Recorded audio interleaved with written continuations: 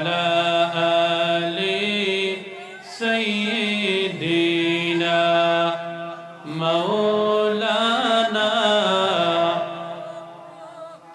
وقال الله تعالى وتبارك في القرآن المجيد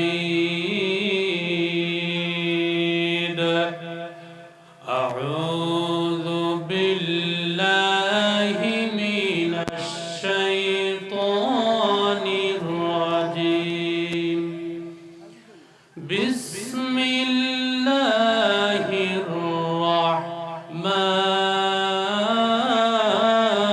الرحيم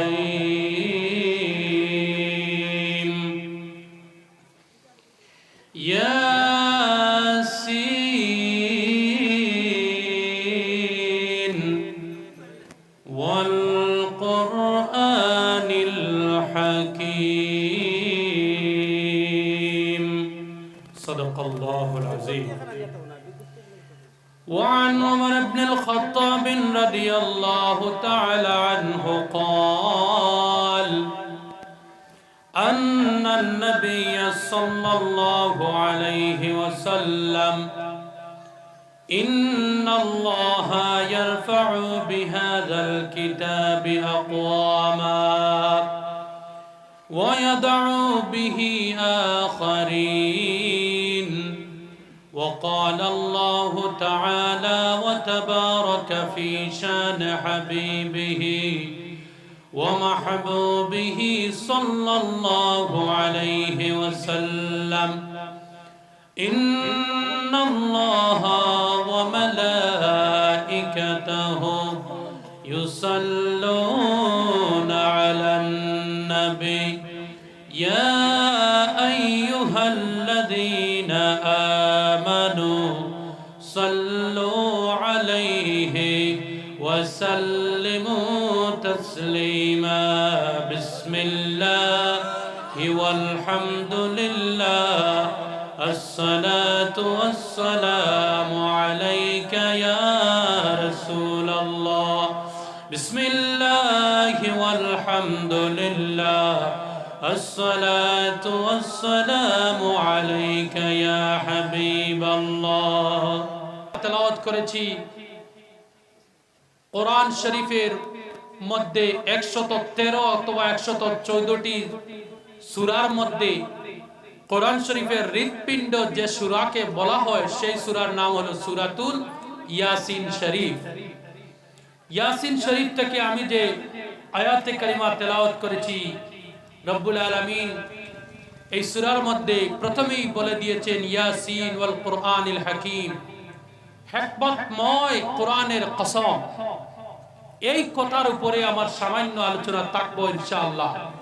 আমার প্রিয় ভাইরা, আপনারা এই জায়গার মধ্যে একটা মাদ্রাসা আছে, যে মাদ্রাসার মধ্যে বাচ্চাদেরকে হাফিজ এবং উলামায়ে কেরামরা কোরআনের শিক্ষা এবং হাদিসের শিক্ষা দান করেন। এই যে শিক্ষা যেটা দান করেন এই শিক্ষাটির নাম কি?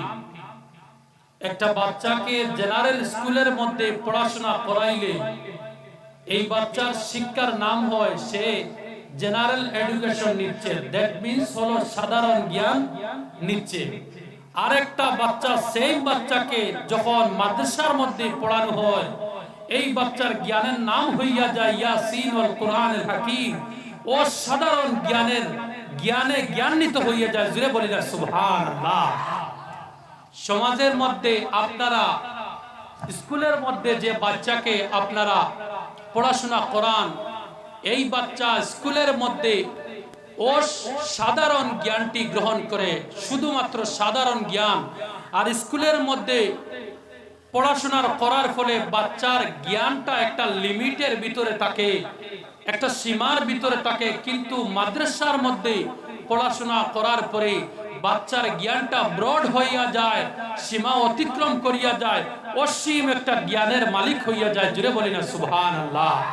কারণ হলো আল্লাহ রাব্বুল আলামিন কোরআন শরীফের মধ্যে বলে দিয়েছেন ইয়াসিন ওয়াল কুরআনিল হাকীম। আওয়াজ করে বলি সুবহানাল্লাহ। আমার মুসলমান ভাইরা, আল্লাহ রাব্বুল আলামিন কোরআন শরীফের মধ্যে অন্য আয়াতের মধ্যে দুনিয়ার মানুষদের জন্য একটা ওয়াজ করলেন, যে ওয়াজটি হলো আলিফ লাম রা কিতাবুন আনজালনাহু ইলাইকা লিতুখরিজান নাসা মিনাজ যুলুমাত। আল্লাহ রাব্বুল আলামিন পৃথিবীর জমিনের মধ্যে যত জ্ঞানী মানুষ আছেন, যত জ্ঞানী মানুষ আসবেন, প্রত্যেক জ্ঞানী মানুষের মুখের মধ্যে দয়াল রব্বুল আলামিন তালা লাগাইয়া দিয়েছেন। জ্ঞানী মানুষদের জ্ঞানের মধ্যে রব্বুল আলামিন মোহর মেরে দিয়েছেন। জ্ঞানী মানুষদের জ্ঞানের মধ্যে রব্বুল আলামিন চ্যালেঞ্জ মেরে দিয়েছেন। এই আয়াতের মধ্যে প্রথম নম্বর যে আয়াতে কারিমা হরফগুলা রব্বুল আলামিন দিয়েছেন আলিফ লাম রা, যার অর্থ শুধুমাত্র আল্লাহ এবং তার রাসূল ব্যতীত দুনিয়ার জমিনে কোনো জ্ঞানী মহাজ্ঞানী মানুষ এই আয়াতে কারিমার কোনো অর্থ জানে না। জুড়ে বলে সুবহানাল্লাহ। আবার এই আয়াতে কারিমার দ্বিতীয় পর্যায়ের মধ্যে বলা হয়েছে কিতাবুন আনজালনাহু ইলাইকা লিতুখরিজান নাসা মিনাজ যুলুমাতি ইলান নূর। এই কিতাব রব্বুল আলামিন নাজিল করে দিয়েছেন, আমাদের মধ্যে পাঠাইয়া দিয়েছেন, আমাদের মধ্যে রব্বুল আলামিন এই কিতাব দিয়েছেন। তার কারণ হলো এই কিতাব মানুষদেরকে হাতের মধ্যে বান লাগাইয়া, হাতের মধ্যে দরিয়া দরিয়া, পায়ের মধ্যে বান লাগাইয়া, হাতের মধ্যে বেড়ি বাঁধিয়া এই কিতাব আপনাকে আমাকে জান্নাতের রাস্তার মধ্যে নিয়ে যাইবে, অথবা আন্দাইরের রাস্তা থেকে এই কিতাব আপনাকে আমাকে টানিয়া টানিয়া পশ্চার রাস্তার মধ্যে নিয়ে যাইবে। বলি সুবহানাল্লাহ। এই দুনিয়ার জমিনে কোরআন শরীফ ব্যতীত যত পড়াশোনা করা হয়, যত ধরনের জ্ঞান নেওয়া হয়, প্রত্যেক জ্ঞানের সীমা হলো দুনিয়ার মধ্যে যতদিন আপনি বেঁচে থাকবেন।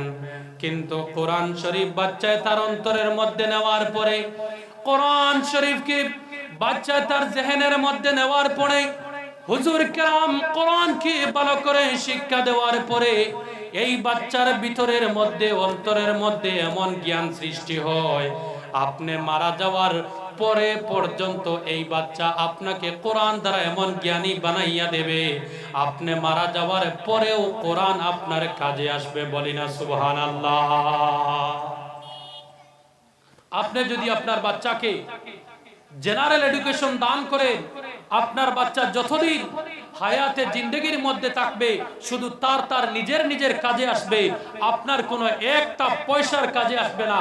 হ্যাঁ, হইতে পারে আপনাকে সামান্য টাকা পয়সা দিতে পারে, কিন্তু একটা বাচ্চাকে কোরআনওয়ালা হাদিসওয়ালা বানানোর পরে এই বাচ্চার দ্বারা আপনি দুনিয়ার জমিনে উপকৃত হইবেন তো হইবেন, শুধু তা নয়, আপনি কবরের মধ্যে যাওয়ার পরেও এই বাচ্চার দ্বারা আপনি উপকৃত, আপনি লাভবান হইতে পারবেন। জুড়ে বলি না সুবহানাল্লাহ। তাইলে অবশ্য আমাদের কোরআনওয়ালাদের প্রতি মায়ার সুনজর রাখার দরকার আছে। যারা শিক্ষা দেন তাদের প্রতি সুনজর রাখার দরকার আছে। মাদ্রাসার প্রতি আমাদের সুনজর রাখার দরকার আছে। আমার প্রিয় ভাইরা, একটা বাচ্চা স্কুলের মধ্যে পড়াশোনা করার পরে এই বাচ্চাকে হিংসা সম্বন্ধে জ্ঞান দেওয়া হয় না, এই বাচ্চাকে পরের সমালোচনা সম্বন্ধে জ্ঞান দেওয়া হয় না, এই বাচ্চাকে মা বাবার আদব খাসলত সম্পর্কে জ্ঞান দেওয়া হয় না, এই বাচ্চাকে পাড়া প্রতিবেশীর হক সম্বন্ধে জ্ঞান দেওয়া হয় না। কিন্তু আমার প্রিয় ভাইরা, আপনার একটা বাচ্চা অথবা বাতিজাকে মাদ্রাসার মধ্যে দান করার পরে, মাদ্রাসার মধ্যে শিক্ষা দেওয়ার পরে এই বাচ্চাকে হিংসা সম্বন্ধে জ্ঞান দেওয়া হয়। বাবারে, তুমি মাদ্রাসার মধ্যে পড়াশোনা করতেছো, হিংসা করবা না, অন্যদেরকেও হিংসা করাইতে দিও না। বাবা, অন্যর সমালোচনা করবা না। মাদ্রাসার মধ্যে পড়াশোনা করতেছো, তুমি বড়দের ইজ্জতটা দেওয়া কিভাবে হয় শিখিয়া যাও, ছোটদেরকে কিভাবে মহব্বত করা হয় শিখিয়া যাও, আপনার পাড়া প্রতিবেশীর সাথে কিভাবে সুমধুর সম্পর্ক লাগাইতে হয়, কিভাবে আপনি কমিউনিকেশন অথবা পাড়া প্রতিবেশীর সাথে আপনার একটা সম্পর্ক থাকা দরকার। এক কথায় যেভাবে মাল্টিপল জ্ঞানে জ্ঞানান্বিত করা হয়, মাল্টিপল জ্ঞানে জ্ঞানী বানানো হয়। দুনিয়ার মধ্যে যে জ্ঞান কাজে আসবে, স্বয়ং আপনি দুনিয়া থেকে যাওয়ার পরে যে জ্ঞান কাজে আসবে, দুটোটা জ্ঞানকে একটা মাদ্রাসার মধ্যে দান করা হয়। এর জন্য আমার প্রিয় ভাইরা, সবচেয়ে চাইতে সমাজের মধ্যে সর্বোচ্চ স্থানের মধ্যে সর্বপ্রথম চেয়ারের মধ্যে মাদ্রাসাওয়ালাদেরকে রাখবেন। সর্বপ্রথম চেয়ারের মধ্যে ইসলামিক শিক্ষাকে গুরুত্ব দিবেন। সর্বপ্রথম স্টেজের মধ্যে কোরআনওয়ালা মানুষদেরকে গুরুত্ব দিবেন, কোরআনকে গুরুত্ব দিবেন। কোরআনকে যদি আপনি এই দুনিয়ার জমিনে গুরুত্ব দিয়ে দুনিয়ার থেকে যদি আপনি চলে যান, আমার প্রিয় ভাইরা, আল্লাহ রাব্বুল আলামিন কালকে কিয়ামতের দিন আখিরাতের মধ্যেও আপনাকে কোরআন দ্বারা সম্মান দেওয়া হবে। জুড়ে বলি না সুবহানাল্লাহ। আমার মুসলমান ভাইরা, আমি যে হাদিস শরীফ আমি আপনাদের সম্মুখে তেলাওয়াত করেছি, عن عمر بن الخطاب رضي الله تعالى عنه قال أن النبي صلى الله عليه وسلم إن الله يرفع بهذا الكتاب أقواما। আল্লাহ রব্বুল আলামিনের প্যারা হাবিব হুজুর সাল্লাল্লাহু আলাইহি ওয়াসাল্লাম বলেন, ও দুনিয়ার মানুষ, আমার উম্মতদেরকে আল্লাহ রব্বুল আলামিন এই কিতাব দ্বারা তাদেরকে সম্মান দিবেন। আল্লাহ রব্বুল আলামিন এই কিতাব দ্বারা তাদের মর্যাদা দুনিয়ার জমিনে বাড়াইয়া দেবেন। আবার এই কিতাব দ্বারা ওয়ায়াদাউ বিহি আখারিন, আল্লাহ রব্বুল আলামিন এই কিতাব দ্বারা সমাজের মধ্যে আপনাকে অপমান করবে। কিভাবে সমাজের মধ্যে আপনার আমার দাম? আজ থেকে আপনি 20 বছরের আগের ইতিহাস উঠাইয়া দেখেন, 100 বছর আগের ইতিহাসকে উঠাইয়া দেখেন। এই দুনিয়ার জমিনে পৃথিবীর মধ্যে মুসলমানরা শাসন করে গিয়েছেন। মুসলমানরা বিভিন্ন জায়গার মধ্যে নেতৃত্ব দান করেছেন। মুসলমানদের সুনাম ছিল পৃথিবীর জমিনের মধ্যে। কিন্তু বর্তমানে যদি আপনি পৃথিবীর দিকে যদি তাকাইয়া দেখেন, শুধু দেখবেন জায়গায় জায়গায় মুসলমানেরা লাঞ্ছিত আর বাঞ্ছিত হচ্ছে। তার কারণ হলো মুসলমানরা তাদের দিলের মধ্যে, তাদের সিনার ভিতরে, তাদের বাচ্চাদের ভিতরে, তাদের পরিবারের ভিতরে মুসলমানরা কালামুল্লাহ শরীফকে হেফাজত করতেছে না। আল্লাহর কালাম কোরআনকে মুসলমানেরা দাম দিতেছে না, ইজ্জত দিতেছে না। তার কারণে মুসলমানেরা পৃথিবীর মধ্যে বিভিন্ন জায়গায় জায়গায় মুসলমানরা লাঞ্ছিত বাঞ্ছিত হচ্ছে। শুধু একটাই কারণ, মুসলমানদের সমাজের মধ্যে দয়াল নবী রাহমাতুল লিল আলামিনের জীবনের আদর্শের মোতাবেক আদর্শিত বাচ্চাদেরকে করা হচ্ছে না, হুকুমের মোতাবেক সমাজটিকে চালানো হচ্ছে না। এর জন্য মুসলমান সমাজ আজকের দিনে ধীরে ধীরে নিচের দিকে পতিত হচ্ছে। আপনার আমার কথা এখন বুঝবাইতাম যাব যে আমার হুজুরে প্রথমে কইছেন তোরা স্পিডে মেইন কথা আগুন কইবার লাগে, কথা লাগিন আমি না টামিয়া আমার দারব ভাইয়াই নো হাজির হইছেন সারারে নিয়মে একটা সালাম জানাইতাম ইয়া সাইয়া না শরম পাইয়া। আমার কথা হইলো আপনার ধরে মেইন টুম আগুন কইতাম। আচ্ছা আমার প্রিয় ভাইরা, বর্তমানে ইউরোপ আমেরিকার মধ্যে এক জায়গার মধ্যে একটা আগুন লেগেছে, আপনারা দেখেছেন, ইন্টারনেটের মধ্যে দেখেছেন। কে কে দেখেছেন হাত উঠান। আমরা সবাই দেখেছি। হলিউডের তারকারা যে জায়গার মধ্যে থাকতো ওই জায়গার মধ্যে আগুন লেগেছে।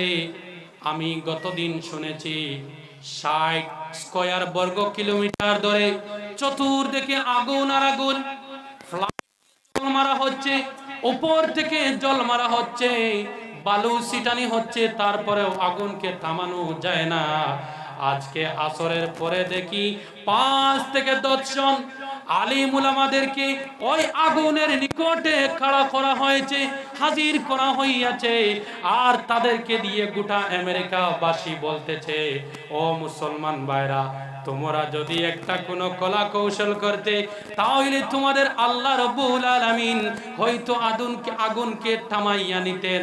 সঙ্গে সঙ্গে মুসলমান 7 থেকে 10 জন আলিম উলামারা একসাথে আল্লাহর আযান দিতেছে আমেরিকার জমিনে। জুড়ে বলি না সুবহানাল্লাহ। This is the power of Quran because it is the source of education.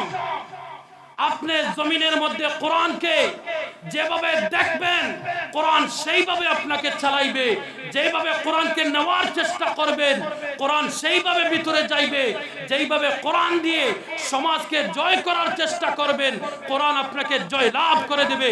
কোরআন দিয়ে আপনি কোন মানুষের উপকার করতে চান কোরআন দিয়ে আপনি তার উপকার করতে পারবেন। কোরআন দিয়ে যদি আপনি চান জান্নাতি হইয়া যাইতে কোরআন আপনাকে জান্নাতি বানাইয়া দিবে। কোরআন দিয়ে যদি চান আপনি মদিনাওয়ালার